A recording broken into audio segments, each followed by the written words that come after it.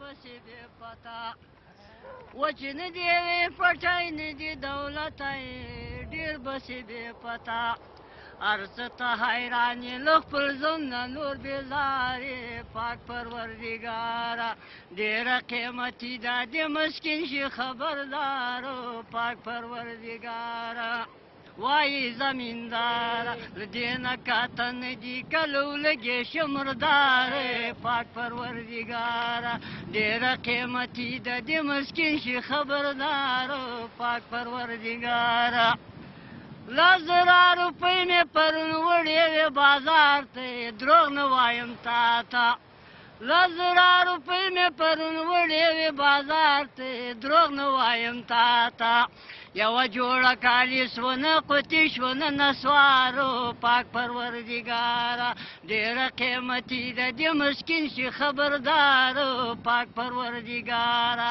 الله ته په اسلام باندې ورحمېږي خدای خیر راپېږي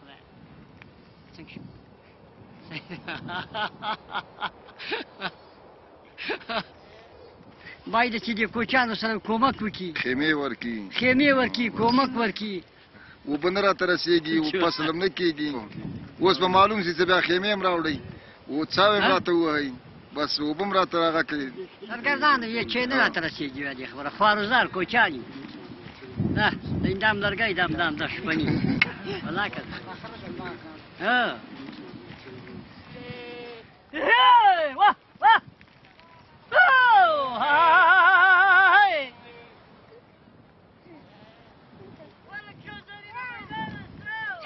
وطن جوړېږي انشاءالله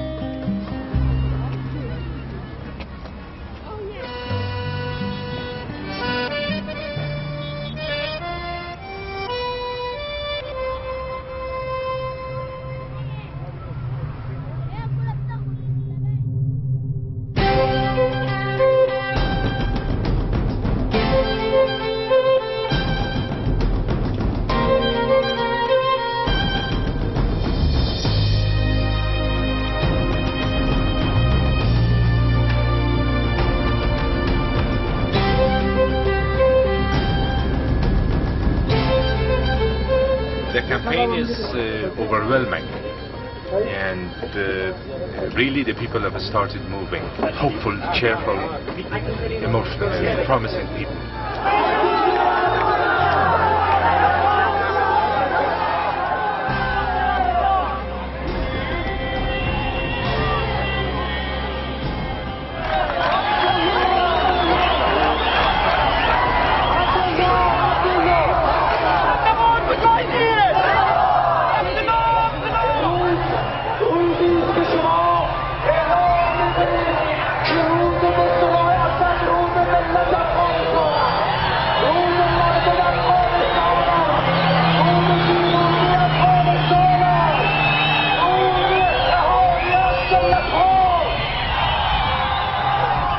This is the people.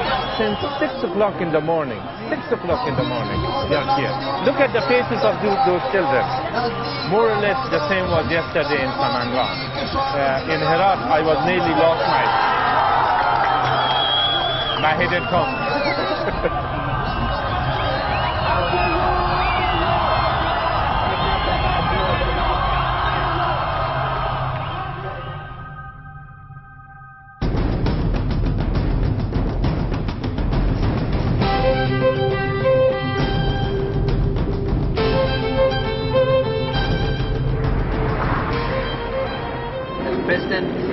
graciously kept cancelling at the last minute my access to transport. If you deny me a helicopter, I'll take a camel. And if you shoot the camel, I'll walk. But I'll get my message across.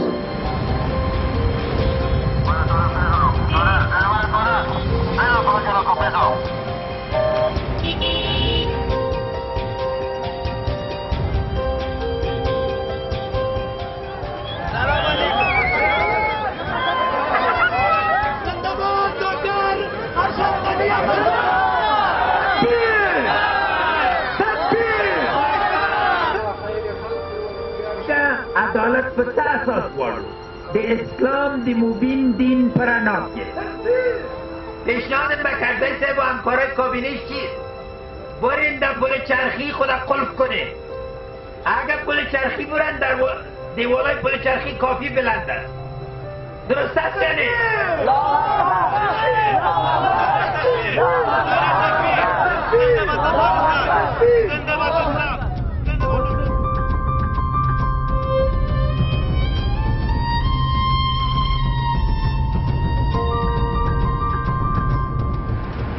If I arrived in power, I can stop that some warlord use American money for a luxurious life. Why Afghan state pays the bodyguard of a criminal of war?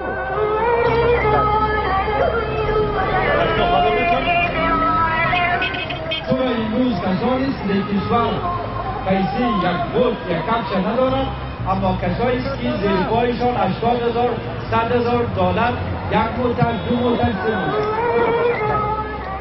به هیچ صورت ما تنها کاندید هستیم که معامله نمیکنیم. دانشجو خیلی صحتمند میخوان بادیگارد که پشت سر ماست. این بادیگارد نیستین. زنده باد باشد. اما من گفتم تو رو گوریستان نمیگذارم. اجیری خود گفتم، ماموری خود گفتم، نانی که گفتم وزیرت میخوره اونمون نانمون کرد.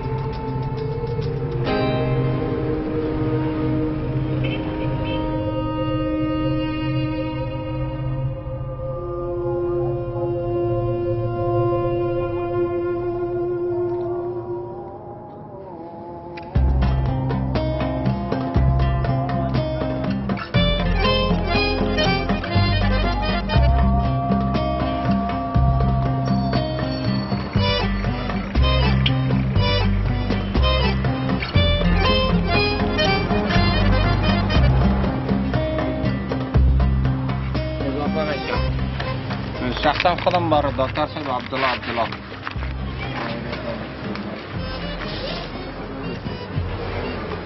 اشرف غنی هم از عکسش بند کردیم به خاطر که بسیار یک آدم فهمیده است. تحصیلات خود در امریکا به پایین رسانده. از این خاطر دکتر عبدالله یا بسیار جنگاوی ها بودن. به خاطر از این خاطر دکتر عبدالله را کلگی خوش داره. باز به سرش دیگه عکس بچسبانین این خوب نیست. اینی را ما میخوایم برای به قسم یک هموطنت بگوییم. این عکس از اینا در ریش لوس هم زده بودن و پاره هم شده بود. I was telling him not to tear another photo and stick the new one over that, because this is not good according to the law of the national I don't know, commission for the election. I saw a lot of posters of Dr. Abdullah, so it was not torn and it was not scratched, because the people like Dr. Abdullah's programs for the change of the government. So there will be change, there will be peace, there will be everything good for Afghanistan. گرد کیره دوست داری ذکیره میتی والا خدمت کو والا که یکیش کنه والا آدم از دقیق چیز نشه. بله وقتی که رای میتی رای تبکی میتی که دوست داری.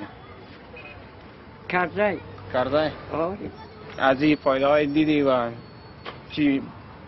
سرکای ما را آورد کرد، خانه را آورد. این جوانایتان که در این سرکا بیکار میگرده یا هم کارزای صاحب توجه کرده برای؟ که جوانا که کار نکنه لدر وارد بگرده این خانه است دیگه. ولی که دروغ بگویم. حاجی صاحب بگه از اون کارای تگان در نشان بده که همین جوانا کار. در ماه 3000 روپیه میگی ببر چطوریار میکنی جوانی که تحصیل کرده باشه گفتی زیف درست است. سال خب ما که آمریکا ندیگه که بچه غریب رو کار کنه. چندان راکت آمد دمی کابل خورد. خب میایه دیگه خود دشمنای افغانستان دیگه. میایه. ماشین دلیل نه. پیسه شگر بود. یامیت است. کمونیستش چی کرد؟ مجاهدش چی کرد؟ سکو ما ارزک سر بخشید بگویم من. طالبش چی کرد؟ کلیش نمی گوی کردن جیب خود پر کردن رفتن برو با ما نخدا. اینه کارزای جور نکرده. از پیسه شخصی خودی سرکه جور کرده. اینه می کارزای جور کرده.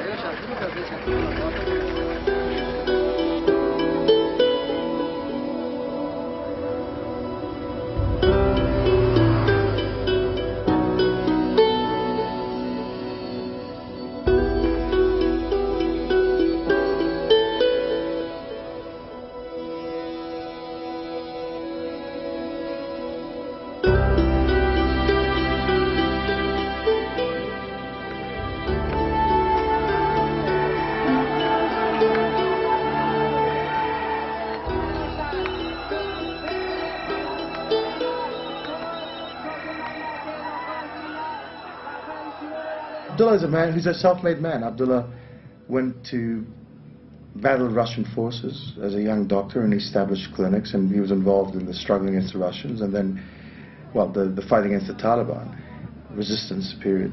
He was with Ahmad Shah Massoud and he quickly rose up the ranks and he became almost a special envoy for Massoud and deputy foreign minister. He has stuck it out in this country.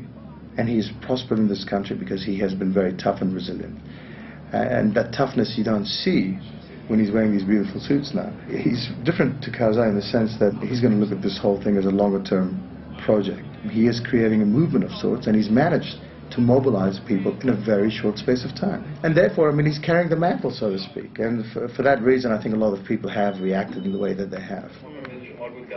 Ashraf Ghani is probably one of the most brilliant men, not just in Afghanistan. I think internationally, it's unusual to meet a man of his intellect. I mean, he is a true academic and intellectual, a man that can recount any event in Afghanistan's history. And I think that, to be honest with you, I mean, his team of people really don't understand Afghanistan. They're not from the streets of Kabul, Mazar and Herat. President Karzai, he's the man to beat in Afghanistan, and he continues to remain the most popular politician, only because I think we don't have any real alternatives as yet. He was the first elected president of this country. He may limp across the finish line, but he will not be the Karzai, as far as the public perception is concerned, that he was 3 months ago. He's very conscious of the media. He understands the role the media plays. But at the same time, he's very suspicious. It's a love-hate relationship. I think he needs us, he likes us, but at the same time, he's infuriated by what's written about him or how he's portrayed.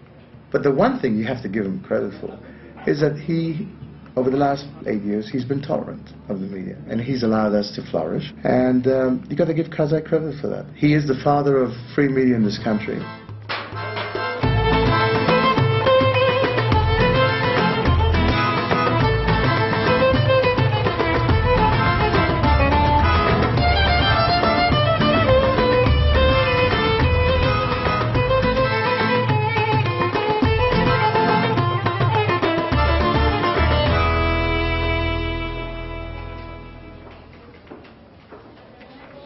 This is the map.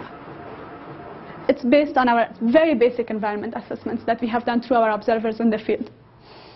The areas where there are green, these are the areas that are good. So Bamiyan, Samangan, Jawzjan, Balkh, these are the areas where security is not a major concern. It's where we are thinking about having full or almost full coverage. The areas we have these yellow, it's not wildly insecure, but there have been security incidents that we are concerned about. The areas where there is red, these are the areas that we might have difficulty having full coverage. It's also the areas where security might be an issue for people. Kandahar is one of the areas that we have the security issues. Our observer from Helmand, when he comes to Kabul, he has to wait for a few days in Kandahar because the route is not safe. That's also one of the areas that we will watch after the election, because if one of the candidates have some claims or there's some concern, that we would have a full coverage there, then we can also help in the process and offer our findings as an impartial organization. So that's what we are thinking mainly. In some areas, male members, elders of the family would come in with a list and say, okay, there are 15 women in my family gave me cards, and the IC staff would give them cards.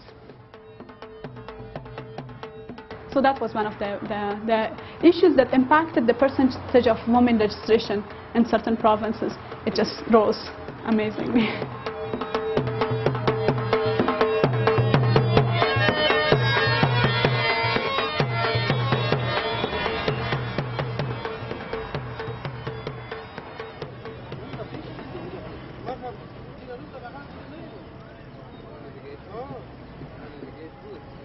I have heard from some Pashtun people in Kabul who are worried that you can't unite the people, the Pashtun, the Tajik, the Uzbek, that there will be too much emphasis or too much power given to the Panjshiri people, to a resurgence, like to the old ideas of the Northern Alliance. Look at the unity which President Karzai has brought. That was our idea. Support him like somebody from the south. From Pashtun family, from a different political group, support him like at the beginning with what we did. And our idea was that he will be able to unite the country. But the area of the country and the people in the country which are mostly disappointed from President Karzai is the areas of the south and east, Pashtun populated areas. That's the reality. And what do you think about the new American strategy, counterinsurgency? They're supposedly living with the people. So the American strategy altogether, the framework is good. But when it will work, it will start working when there is a national government which delivers on its own path. Aren't the people tired of the occupation? No, I think the people understand. The people understand the need for the presence of foreign troops. Really? They do. Majority of the people do. They do. They don't like it, but they know they understand the need for the presence, because if it leaves today, they know what happens tomorrow or the same day. Yes?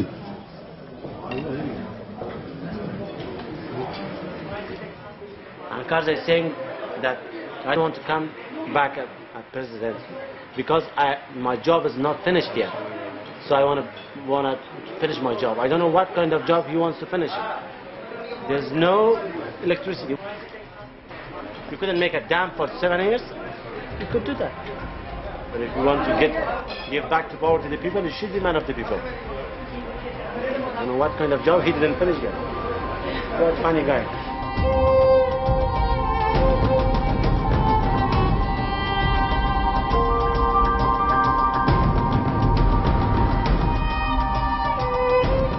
We promised the people to bring the change. And we want to bring the change for the people. We don't want to go to sleep. We want to work more than harder than this time. We want to build this country back, you know. We want to build them, we want to put them back on a platform.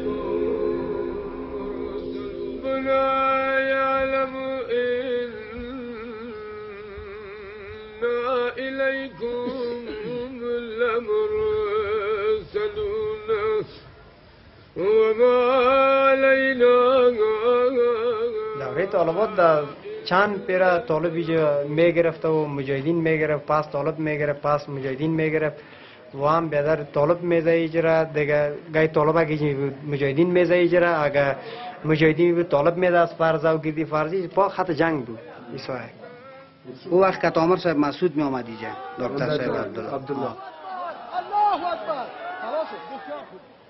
اتفاق قوم مایان رمز پیروزی ماست. اتفاق قوم مایان رمز پیروزی ماست. هر زمان چنگ زده در این رسن کودامن است. و بارها در میت عامر سعیدی شهید در استالف آمدیم و در مجالس در روزهای غم، در روزهای تکلیف، در روزهای امید، در روزهای خوشی در پهلویشان بودیم. نعره تکبیر!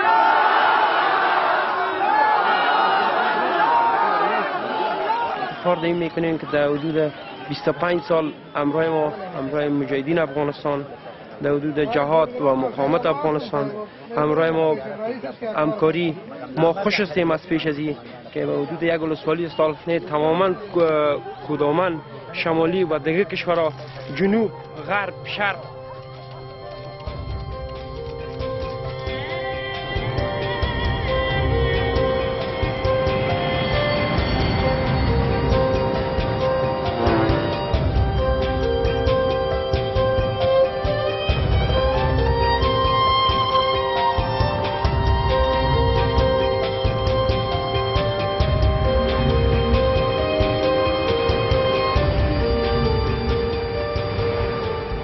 دیگه ما تو پروگرام داریم که تبلیغ میکنیم برای مردم، تیم سال تیار هستیم برای مردم آگاهی میدیم دیگه. یا یک نوع تبلیغ هست. سلام. این پوستر تبلیغات به خاطر روز انتخابات است. تاریخ 29 از روز انتخابات. این ریاست جمهوری 41 نفر است. این صفحه اول کسه که بود پیش انتخاب کنید که روز انتخابات یک مشکل نداشته باشین یا نپالید. این شماره شعار مشکل چیزی که یک شخص موجود است. اینا دیگه دایی ورق لیست خود کاندیدا است، عکسایشون است. بشناس هر کسی که میخوای انتخاب که به خاطر از ما دادیم که پیشا پیش شما بشناسین و نامش، مشخصاتش، آرمش یاش، نمبر شمارهش ببینید. نه من نمیگم که تو حال فقط ما به طرف هستیم. ما برای دادیم فقط خود هر کسی خودت میخوای مقام خودت برای خود پیش خود انتخابت پیش خودت باشه. برای ما نگو ما وکیل انتخاب میکنیم. این کس ریاست جمهوری 41 نفر است. نگرده میره چی رقم انتخاب کار خب بیاد توضیح بده. وقتی بیخبری گناه خود است که شما بیخبر بودین. ها دیگه شکرم دما چی فایدهش میده؟ خدا اعظمی افغانستان هستی مجبور هستی بمی اگه بیادر ما و شما اگه سیکو اگه ما و شما در جنگ هم قناعت نداریم در راه انتخابات هم در خشم به کدام راه قناعت میکنین به کدام راه شما وطن تون جور میکنین؟ نه با میرای که وقت انتخابات میشم خب نمی بهترین راهش است که ما و شما بس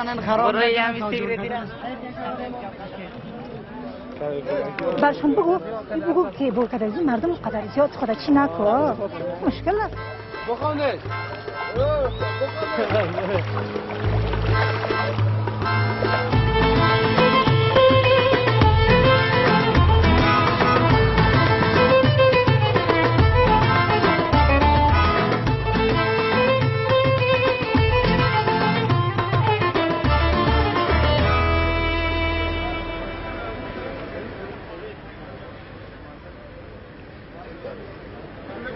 Many people support Ghani here because people like him because he is a very responsible person for the people, and people says that he is the person that he will do everything for us. For example, he will make education area and he will do many things for Afghanistan, and he also done many things when he was the Minister of Finance. Our focus has been relentlessly on restoring Afghan sovereignty, on operationalizing that, and on focusing on three great majorities, numerical majorities that have been excluded. These are youth, the poor, and the women.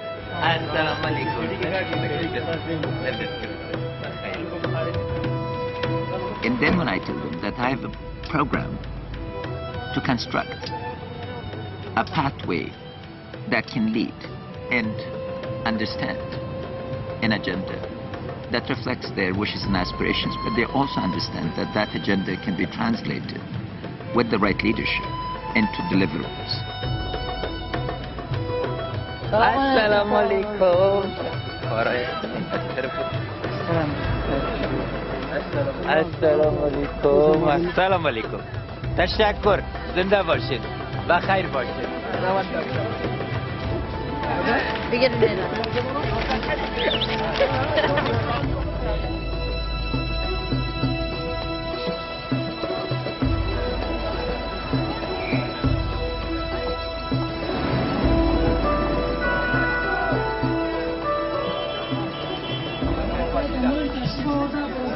جمهوری اسلامی افغانستان جناب دکتر اشرف غنی احمدزی احترامانه خواهش می‌کنیم تا مقاله تحقیقی خیش را اعلام بکنیم.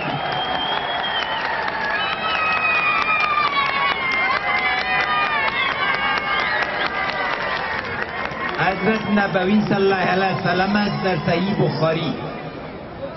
یک صحابی پرسید که چطور راستی دنیا را ترک کرده میتونه. حضرت محمد صلی الله علیه وسلم فرمودند وقتی که کار به نااهل سپرده شد. امروز در ملک ما راستی در خطر است. بار بار برای ما دروغ گفته میشه، راستی گفته نمیشه. راستی میخواین یا دروغ؟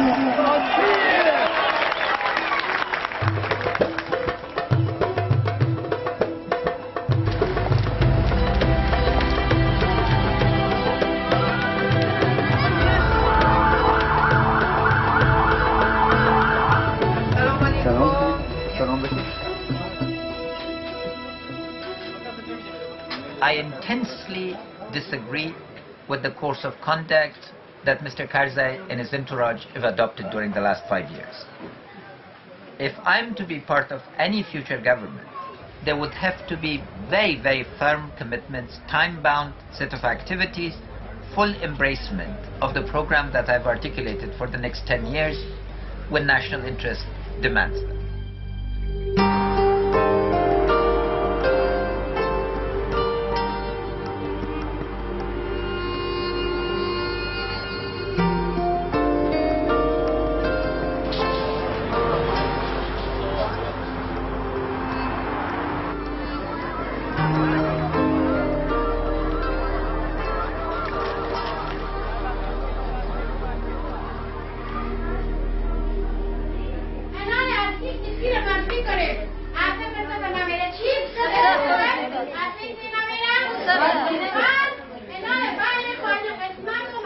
جواد جان شما بگوین بابا که در راس دولت کی قرار داره بچه؟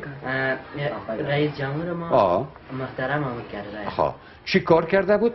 در وطن به ما شما چی خدمت میکنه؟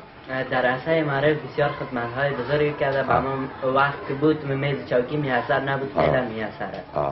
در افغانستان سالهای پیش دموکراسی وجود نبود و آقای محترم حامد کرزی بر ما دموکراسی رو به آزادی یعنی بر ما مایه ساخت که هر کس با شوق و دل به مکتب میرفت درس میخوندن و حالا ما میتونیم با شوق و دل درس بخونیم. وقت بر ما مایه نبود که ما درس بخونیم و حالا بر ما مایه است.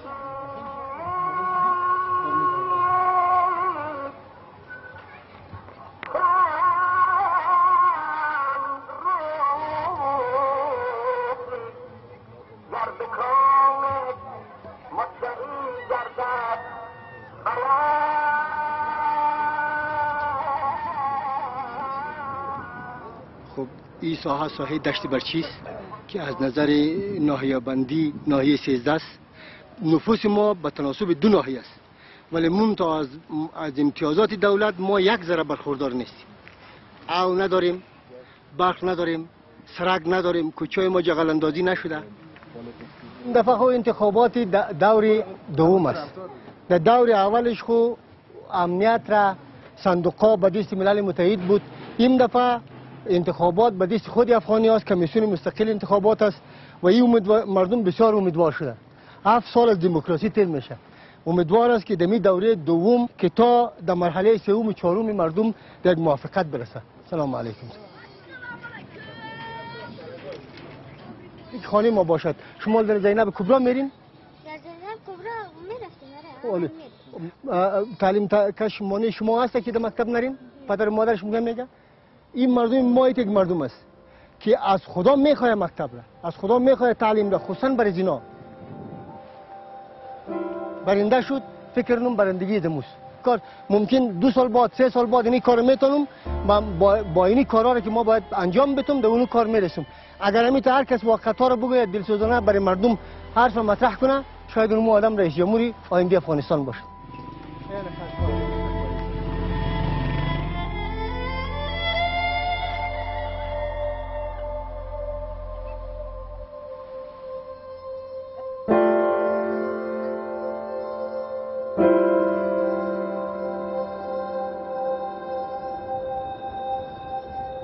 14 ساعت طلوع می‌شود. وزارت اطلاعات و فرهنگ در پخش خبرهای تنش‌آفرین در آستانه انتخابات بر رسانه‌های جهانی هشدار می‌دهد دست به نشر مضامین نادرست بزنند و این کار سبب ایجاد مشکلات در روند انتخابات شود. حکومت افغانستان در برابر این رسانه‌ها اقدام جدی خواهد کرد. این وزارت از تمامی رسانه‌ها من اول بسیار احساس خوشی میکنم که زمینه انتخابات در کشور ما مساعد است که مردم و از هیچ کس طرفدار هیچ کسی نیستیم. رسانه که کار میکنیم، از این خاطر من بسیار افتخار میکنم و تلاش هم میکنم که نمیجا همین صادقانه همیشه کار کنم. The candidates, they are focused on a campaign. They gave the answer that they will try hard to improve the economy situation in Afghanistan. They will try to create job for the jobless people. Even some of them didn't have access to good food or clean drinking water. At least these people know that they have a voice now. And through the media, they can ask questions or at least to tell these candidates, do not forget us. We are part of this country.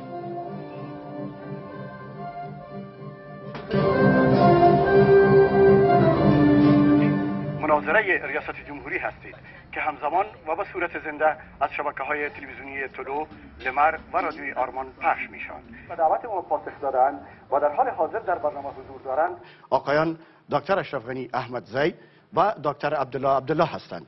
مهمانان عزیز بسیار خوش آمدین به برنامه. البته همانطور که از هفته‌ها بدین سو و از طریق آگهی‌های رادیو تلویزیونی ما با خبر شدید، ما از آقای حامد کرزی نیز برای شرکت در این مناظره دعوت کرده بودیم، اما ایشان بر بنیاد اطلاعیه ستاد انتخاباتی ایشان حضور نخواهند یافت. قرار گرفتیم خب اگرچه آقای کرزی نامدن یک مفکورای از یا خب دکتر عبدالله یک مسائل کلی و جامع چیز میکرد مطرح میکرد و دکتر اشرف غنی احمدزی خب با جزئیاتش مثلا درباره کار برای مردم چه قسم پیدا میکنه، درباره امنیت، تعلیم و تربیت و اقتصاد در افغانستان. برای افغانستان برای اولین بار است و مردم ما هم دسترسی ندارن به اینا که از خط مشی یا جداگانه چون سواد ندارن که بخونن ببینن یا از طریق مدیا.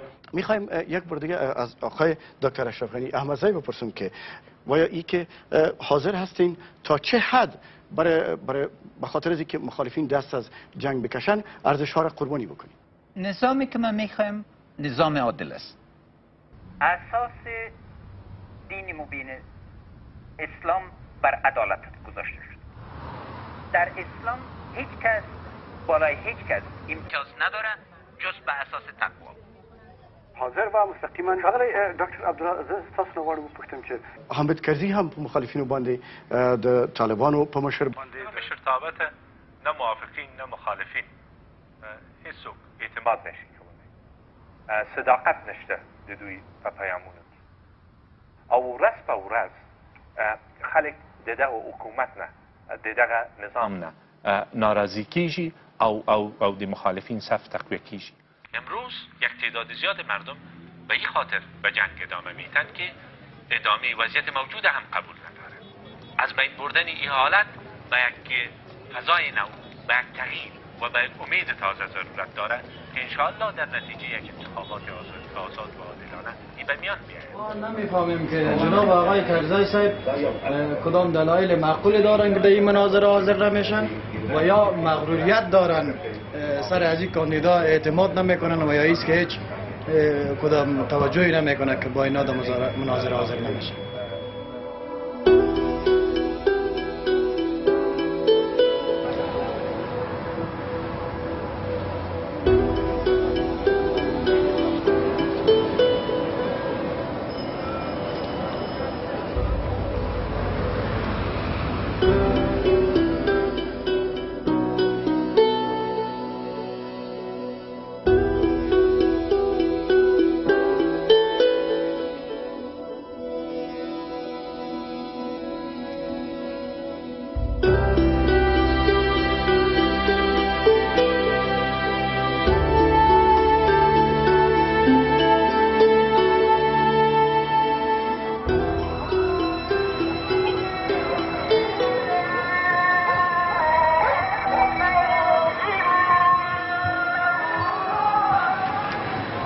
I give also a part of my salary as deputy as a MP to Afghan orphan, to Afghan poor people.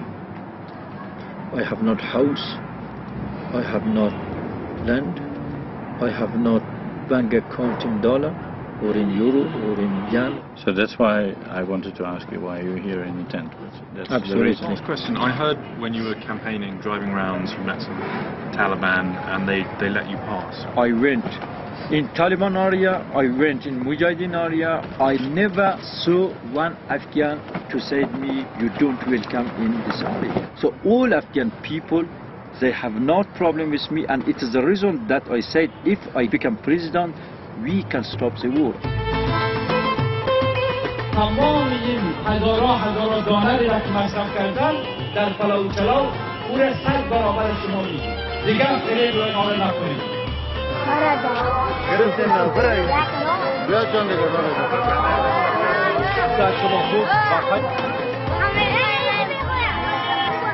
بخاطر خوب آدم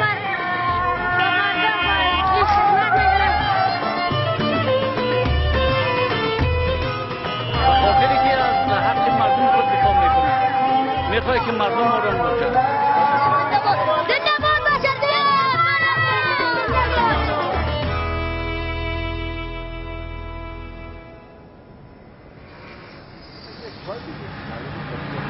پرواز معلوم نیست. پرواز معلوم نیست. A rocket arrived in airport of Hira, so they said it is not possible to fly now. There is the possibility of a second rocket arrive when the airplane arrived in Hira. امروز بعد از 2 ساعت چند پرواز طرف کابل داره؟ یکی بسته است. تا حساب اجازه نمیده. ما خصوصا یک مشکل داریم که وزیر امنیتی نداره. کل اختیار پیش حساب است. افغان سوار نداره. That Afghan politicians want the power for themselves. They are not in love with the people. It is the reason that I stay single. If I have wife and children, it is not possible that I decide to go in some very dangerous area in Afghanistan. It is not possible for me to give my salary to poor people.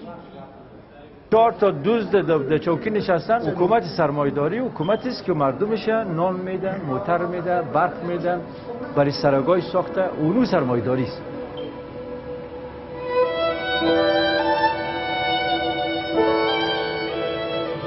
هموطنان نهایت گرامی شهر هرات باستانی، این روز کاندید مستقل ریاست جمهوری افغانستان سلالت نهاد 500 رمضان بزرگه، کاندید مستقل ریاست جمهوری افغانستان در شهر شما می‌کند.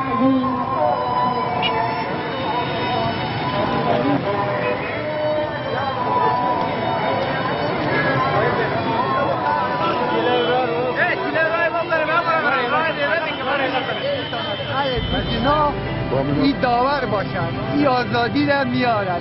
اگر دوتاش دیگه باشد چی جنگ برمغلط هم میگیره. امیدواریم که بازم به سنگر ریاست جمهوری بتونه کار به دست میاره. کار برای ملت.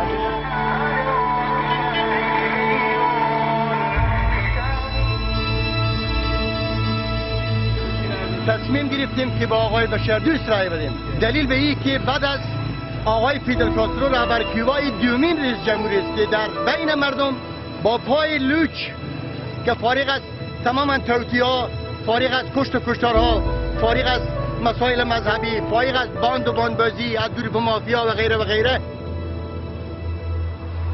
به خاطر این است که من میخواهم که شما در 29 اسد به اصطلاح کوفت دلتان بکشید. اون مثلا ببین، یکیشون جا میبینه این پیسه از کجا میکنه؟ عکسایی است که حداقل به میلیون‌ها افغانی مصرف شده. اگر حلقه غلامی کشور را دارن، اگر در زمان وزارتشان دزدی کردن، رشوت خوردن، این مسئله است که جداست.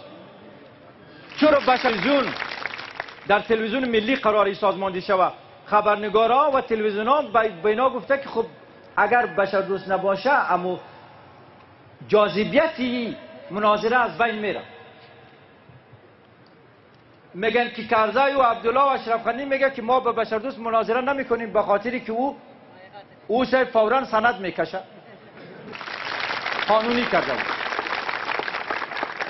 آقای کرزای خوب بگذاریم، او اصلا میگه که یک نفر رفت برای آقای کرزای گفت که رئیس در افغانستان بسیار رشوت و رشوتخوری ایجاد شده، مردم بسیار در تنگ رسیده، من ازت خواهش میکنم که رشوتخوری را گم کنی. کرزای بهش گفته بود که برای من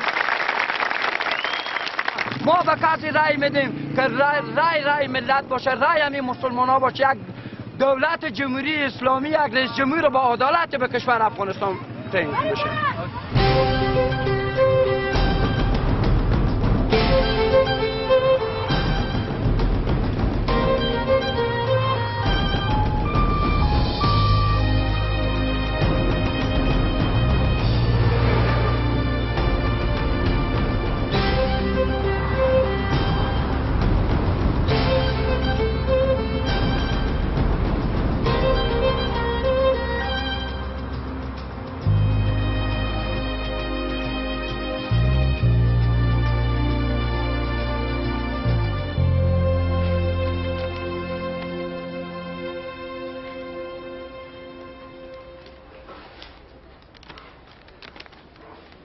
ما احساس خوشی میکنیم به خاطر اینکه سال گذشته ما همچون پروگرام نداشتیم و حالا به خاطر که ما خود ما و اختیار به خود ما داده که ما شخص مناظر خود به خاطر تعیین سرنوشت خود ما بسیار احساس خوشی میکنیم که ما شخص مناظر خود انتخاب میکنیم.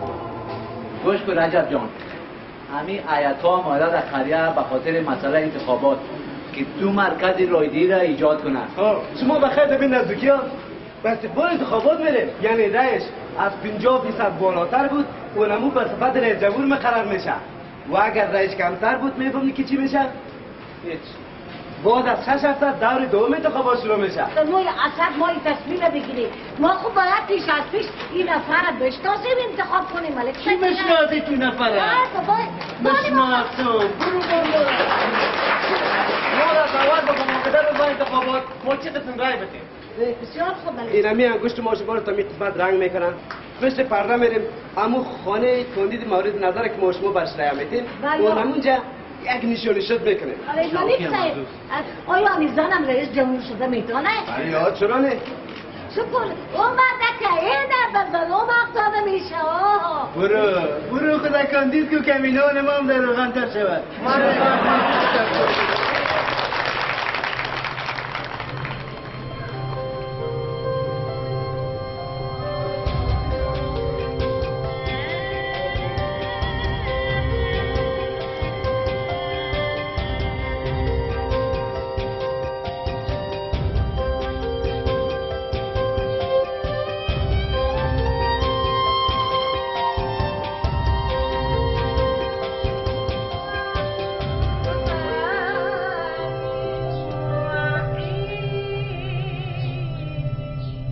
اشرف غنی به حساب کاندید بسیار عالی به خاطر که تحصیلات بلند داره، میتونه افغانستان به پای خود پس دوباره استاد کنه.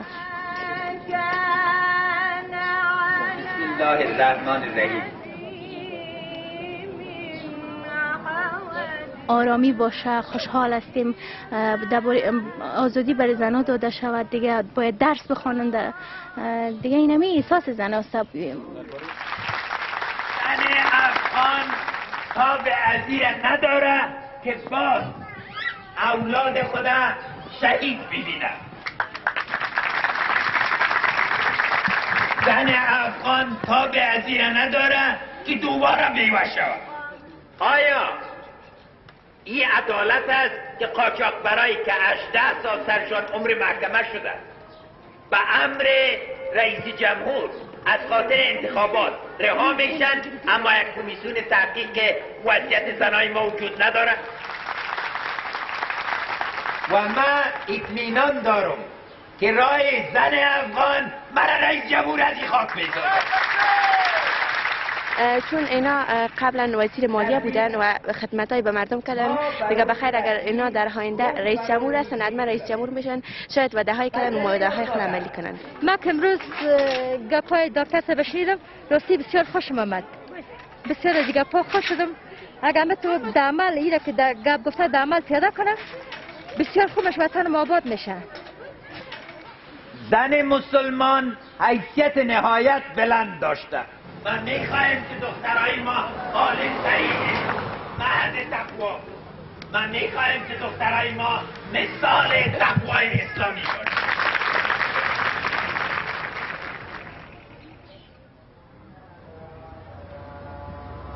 I have many reasons for campaigning Dr. Ghani, but one of the most important reasons is that I believe in him as a person who has not participated in the civil wars. He has not used ethnicity as a force for his influence. And also because he just doesn't want to get people's vote by any way possible. Other candidates do anything just to get votes. Allah, if there are supposed to be different religious laws for different people, Shias are entitled to have their own law. But we are against parts of the law that are insulting to women. For example, women can't get out of the house and move freely without the prior permission from her husband. How can you pass a law that contradicts the constitution of the country? How can you pass a law that contradicts the more open interpretations of the Shia religious sect? How can you do that? Unless it's a very political action in order to secure votes. And at that point I realized two things. One, this country does not, this current administration does not care for minorities. Two, this current administration does not care for women's rights.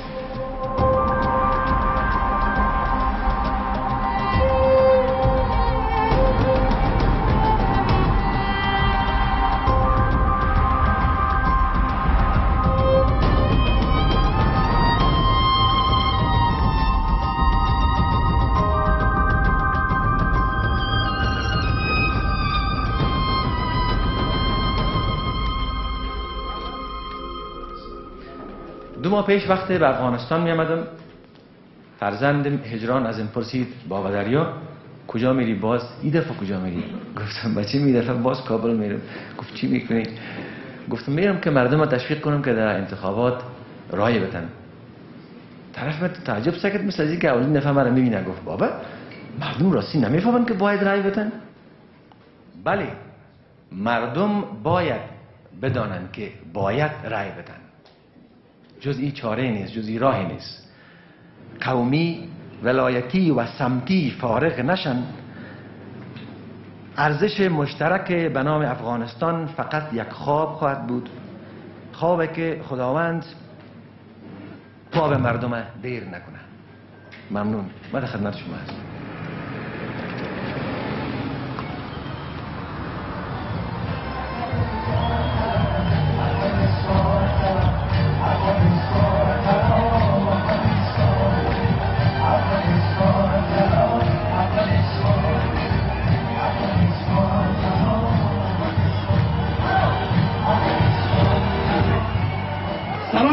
کابل عزیز، کابل در دیده اما همیشه سرفراز، اما همیشه سربلند.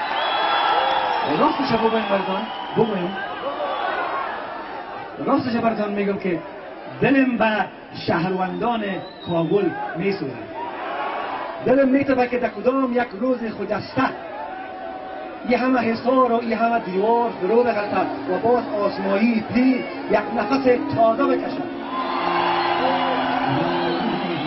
یقین دارم که دل شما هم سخت برش تنگ شده. همونطور است؟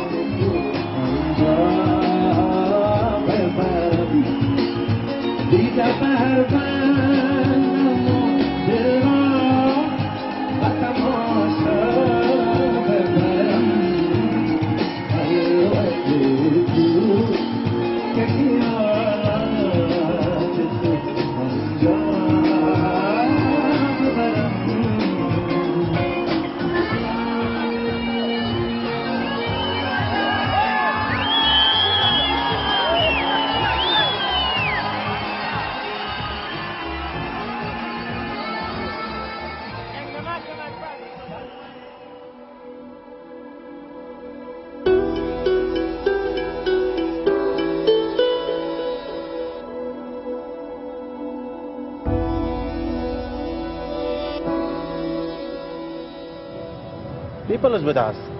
You cannot buy the people, you know. You can buy the leader. But the leader is only one guy, you know. But the people is different because the people is making change in an election. So we have the north, we have the east, west, south. So what's the problem too? We shouldn't smell the glory.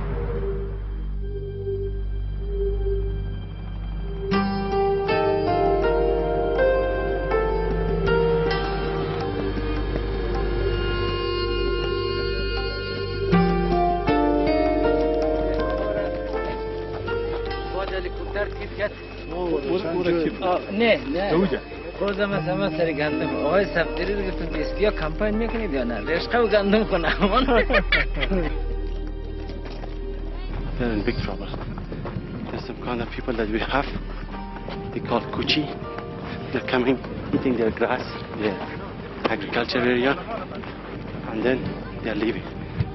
And the government in 7 years they didn't fix anything for them. It's a shame. It's a big shame for them. Allah Akbar.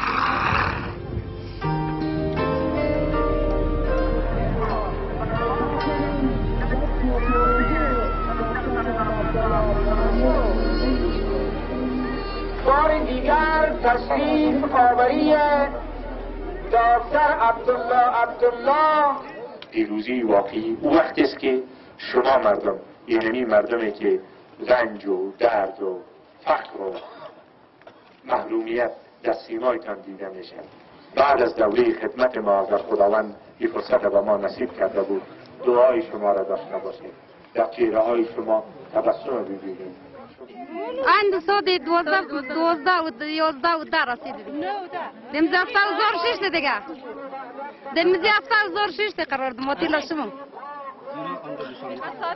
آینه ولبای او آینه ساعت اول میگیره آره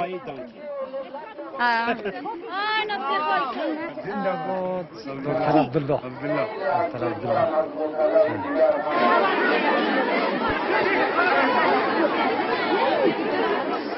تو عایش کردی در سیاره میری ما در خار میریم مرکب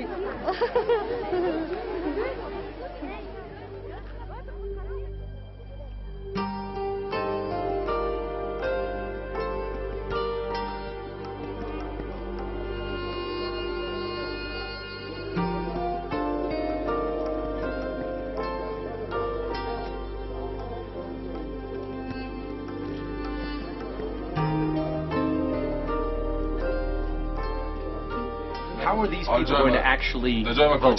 You're lobbying them today. You want them to vote for you. Yes. How are they going to actually do it? They will. I told them what to do. I told them wake up early in the morning after the morning prayers. I asked them about the date. They knew the date. Yes. The 20th. The 20th, and they knew that it will be Thursday. Don't go to sleep. Start walking early in the morning. Get to the place. Then vote for me. Yes. Now, how far of a walk is it? No, I think for some people it will be like 1 or 2, 3 hours. Each way. Each way, wherever the closest site. But they were going to do that.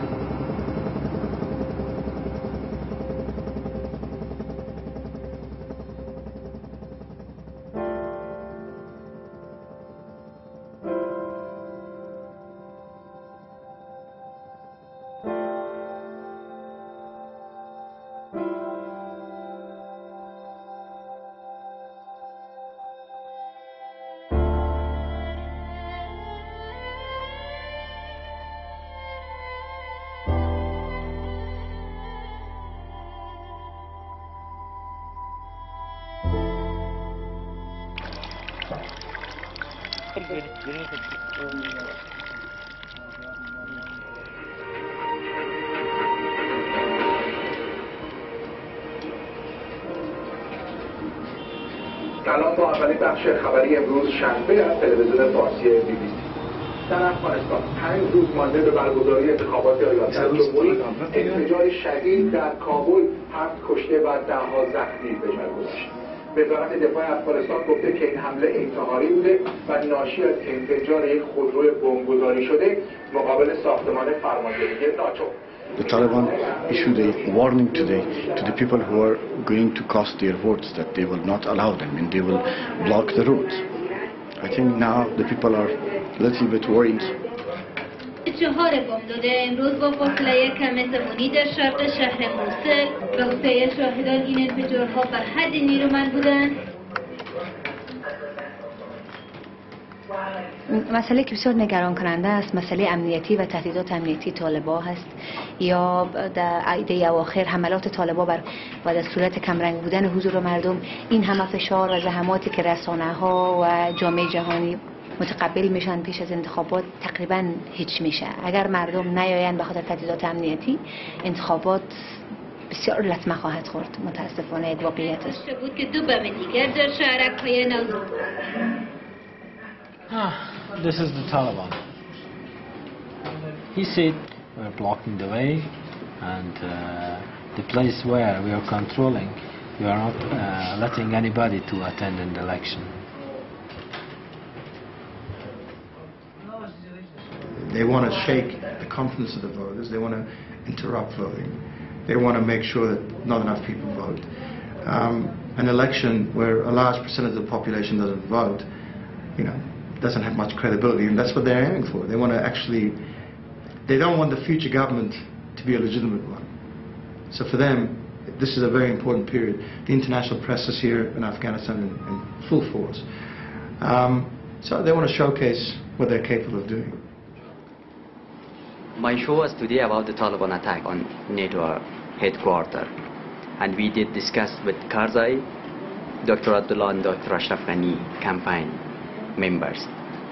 The Taliban yesterday show with their attack that they can do everything, anything, anywhere and anytime, and it shows that Taliban do not ready for negotiation with the Afghan government, and it has a clear message to all of them.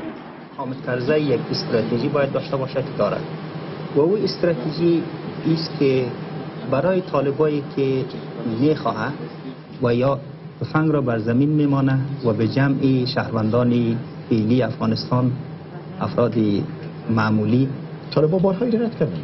حتی طالبان یک بار خیلی واضح سخنگویش گفت که قانون اساسی را که آقای کرزی خودشان نپذیرفتند و بر بنیاد ماده 61 انتخابات نکردن. از ما چی توقع دارن؟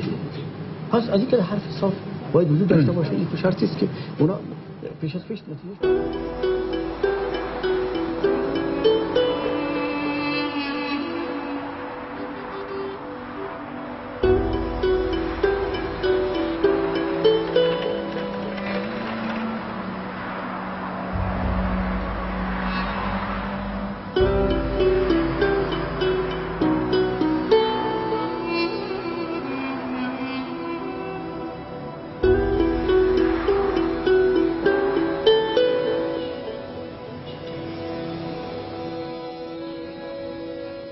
Even Taliban don't trust him. Even your enemies need to trust you. Yes, they need to know what are you up to.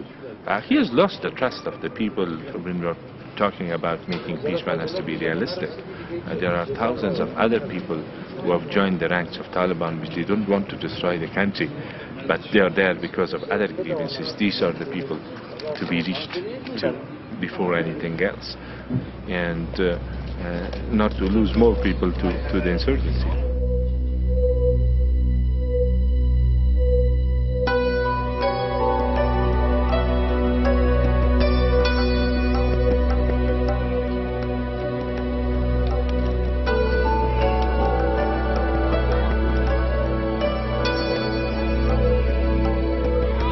کاندیدان انتخابات ریاست جمهوری 1300 صاحب امن در سراسر افغانستان نیست. با تحملش دارم و با دیدی که دارم میتونست افغانستان مصدر خدمت 5 ساله دارستون که ملت سر اعتماد کرده باشن و بکنن عمر مناسب. وای کرده خلاص است. مردم فریب بدن. خب باز گل نمیام 7 سال که پاچایی کرد ورزی دکتر عبدالله باید یکی چیز هیچ کدام تغییر اینجا میلیاردها دلار رو من در افغانستان خارج کردم. هیچ شبه کس با خودت ندیده. تشکر. محترم کرزی صاحب که تاسو دوهمه دوره بیا د افغانانو لپاره اقتصاد ته دي چې آرام یوه ګوله ډوډۍ ولري.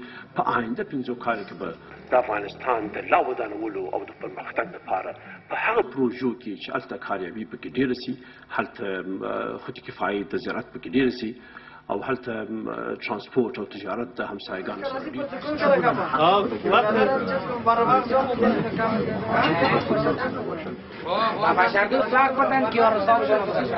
من به عقیده هستم که کسانی که میگن ما مبارزه میکنیم با جنگ سالار و امروز جنگ سالارا نقش اساسی در کمپین حضوران داره به عنوان معاون است، این هیچ وقت برای مردم افغانستان قابل قبول نیست. چه کسی که در رژیم طالب ظلم کرد، چه کسی که در رژیم مجاهد ظلم کرد، چه کسی که در رژیم کمونیست ظلم کرد. خلقی مظلوم، پرچمی مظلوم، مجاهد مظلوم، طالب مظلوم، نور چشم من است. تمام هدف من این است که روی زخم زو مرهم بگذارم، چون کلشان زخمی است. کلشان زخمی است. رشوت، سوء استفاده از بیت المال فقط جنگ سالارا نکردن، زورمدارا نکردن. نکتای دارا بیش از دیگران متاسفانه در 7 سال افغانستان ضربه زدن. چون اینا راه دزدیش هم میفهمن که چطور دزدی کنن و چطور رو پود کنن از پیدا کردنش جلوگیری کنن. آمریکا قدرت در آمریکا از دست داد، اما نمیخواد که در افغانستان از دست بده و مداخله میکنه مستقیم در انتخابات افغانستان با نظرسنجی که هیچ پایگاه علمی نداره. نظرسنجی انتقادی در مملکت که امنیت هم باشه، انفجارات انشالله و خیر پیر میشه. ما کوشش میکنیم که از حوصله مندی کار بگیریم، چیزی که جناب رهبرای ما تفاهم میکنن. کوشش نهایی ما است که همه مسئله از طریق تفاهم حل شود و جنگ هیچ وقت تظاهرات خشونت‌آمیز ما ترجیح نمیدیم.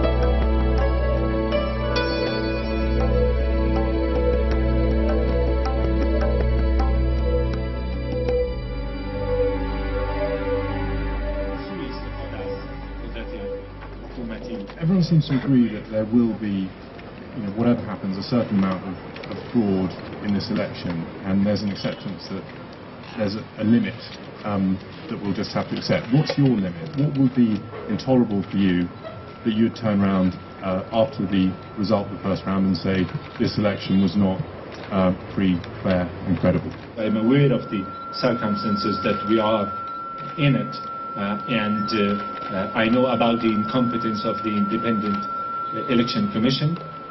Its failure during the voter registration. The Commission has proved its incompetence, to say the least, and its independence is also under question. But it has not prevented us from campaigning or our people from supporting our campaign. So nobody will be able to ignore the verdict of a nation.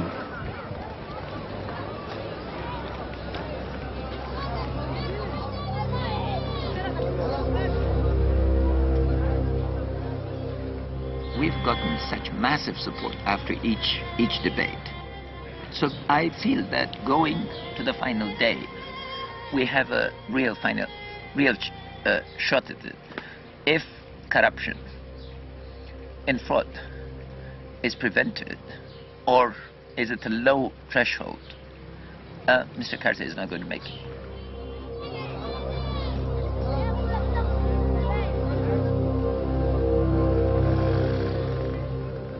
These elections here draw a lot of attention from around the world. Are they going to be free and fair? Is it going to be safe for the people to come out and vote?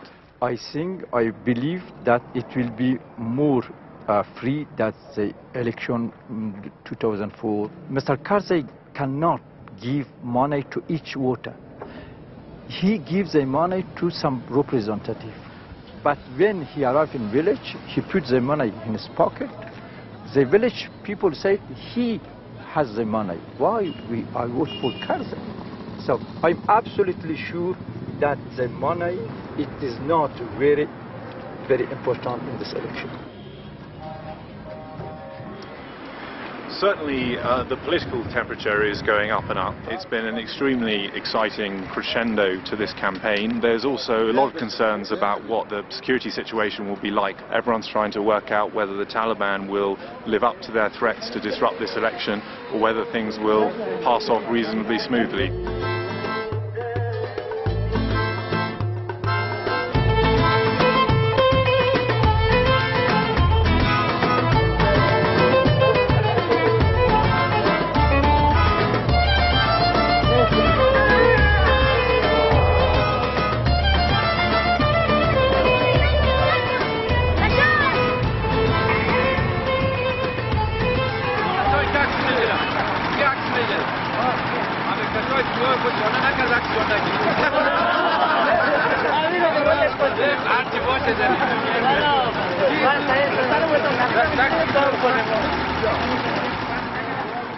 ما خود ما تامی چند پیش کار در هایده نداشتم چون به هیچ کمدی دیر نمیدیدم که واقعا برای مردم خدمت کنه منتها از روزی که من یادم دیدم ما خود مال شاید تصمیم گرفتم که کارت بگیرم اگر رای آمدم برای همین بیشتر دیستان میدم.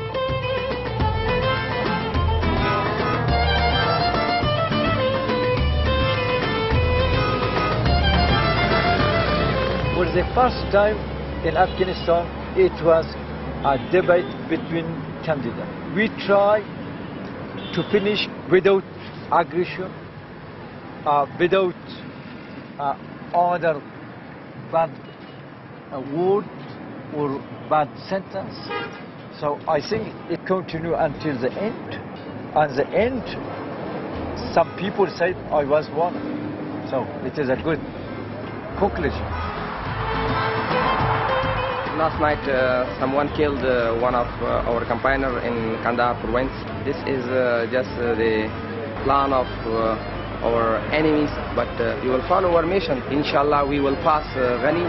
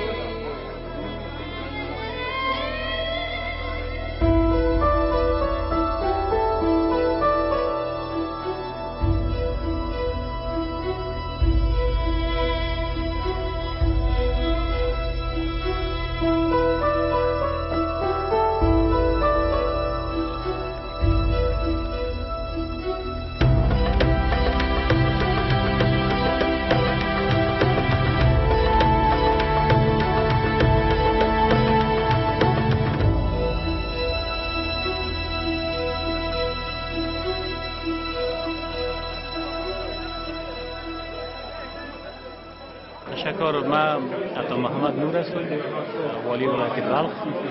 ما اینجا تحصیل کردیم، مجاهد بودیم. حادثه امروز کمپاین بزرگی که نشان دهنده احساسات مردم بود نسبت به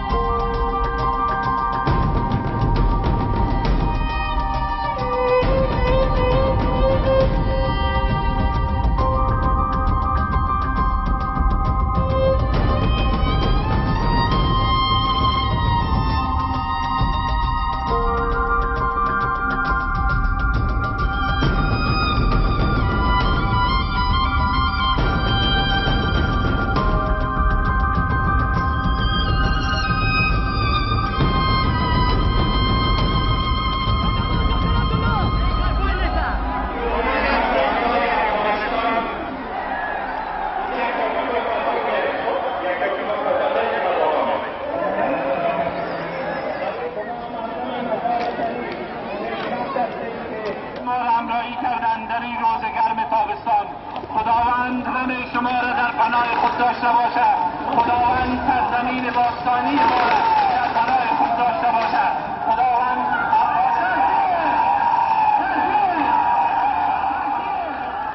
دکتر صاحب حمایت به این میکنیم که مرد بسیار مجاهد است، مرد دلسوز است، کسی است که همیشه دلسوزیشان با مردم افغانستان بوده به اون خاطر ما از اونها حمایت میکنیم. آرزومند دردی هستیم که همیشه موفق باشن و بتونن افغانستان نوین برای ما جور بکنن. You see the support of people here.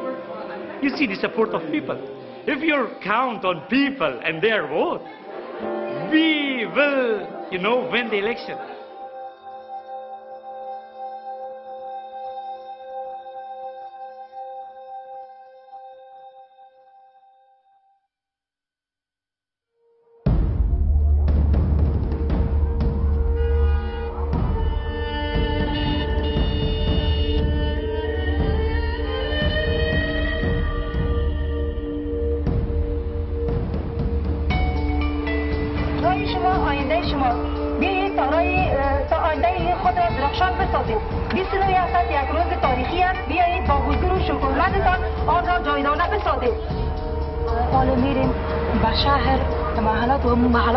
رایگیری مشخص کردیم، در جایگاه مخصوص برش قلم نشته کردیم که مردم بفهمن که روز انتخابات سرگردانش و محلاتش مشخص است اونجا.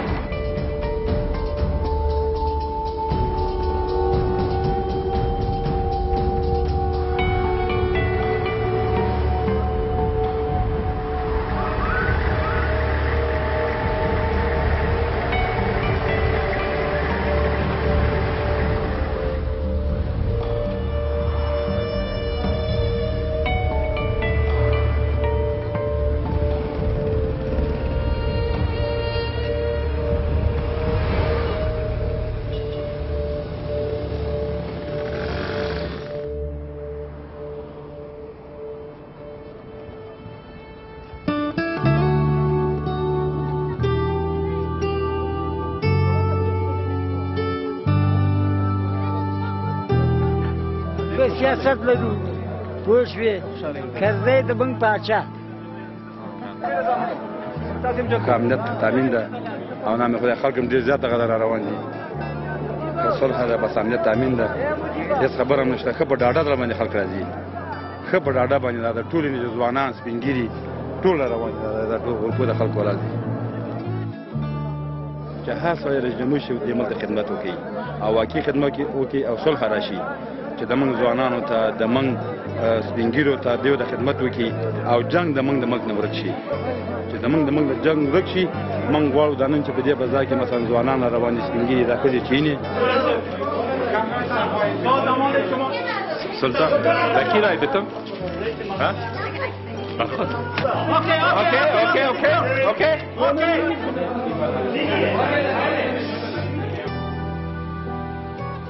به خاطر که چون دیدیم امنیت از صبح دیدیم که چه قسم امنیت برقرار شده در افغانستان، از مون لحاظ ما خواستیم که آمدیم رای بدیم.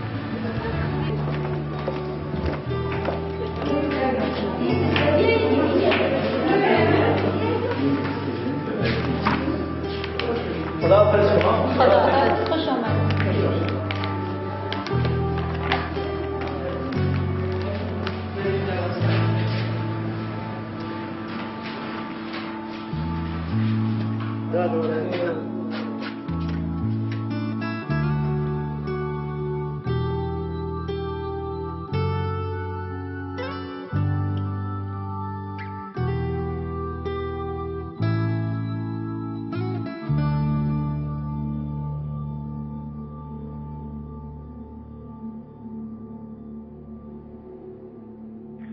یک دو تا خبر از عموم ساتایی کنی؟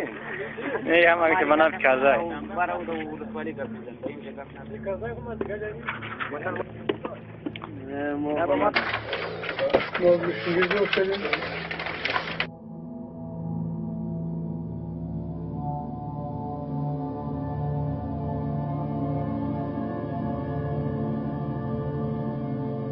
لکه څنګه چې خبر یاست نن د افغانستان د انتخاباتو مستقل کمیسیون کوم که تر اوسه خبر نه یاست زه به هم خبر کړم خپله اعلامیه صادره کړه او په دې کې د افغانستان دپاره د دوهم راوند انتخابات اعلان کړه.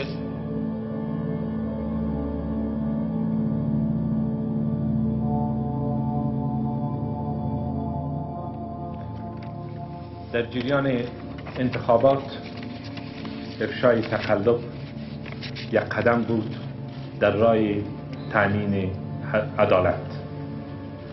ما پیشنهادات و نظریات و شرایطی را ارائه کردیم که متاسفانه عملی نشد. بنابراین ما تصمیم گرفتم که در انتخابات شانزده اکرد شرکت نکنم. بسم الله الرحمن الرحیم. به نام خداوند بزرگ جل جلاله سوگند یاد می کنم که به نام خداوند بزرگ جل جلاله سوگند یاد می کنم که دین مقدس اسلام را اطاعت و از آن حمایت کنم. قانون اساسی و سایر قوانین را رعایت و از تطبیق آن مواظبت نمایم. قانون اساسی و سایر قوانین را رعایت و از تطبیق آن مواظبت نمایم.